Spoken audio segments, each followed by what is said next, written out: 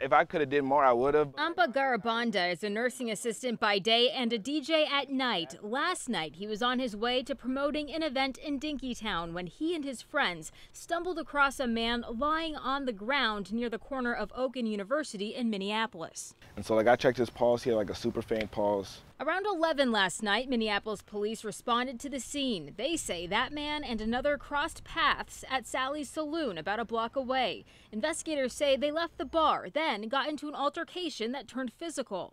Police say the fight ended somewhere near TCF Bank Stadium. Witnesses say they saw a body lying on the ground right across from Buffalo Wild Wings. Between what police and witnesses say, it did look like the suspect was cooperating with officers. According to police, the suspect called 911 during the incident and stayed at the scene until police arrived. The suspect was taken into custody for suspicion of manslaughter, but was later released. He has not been charged with anything at this time. Police say they will continue to investigate and see what more they can find out. We're looking at any possible previous relationship between these two individuals, if there was any.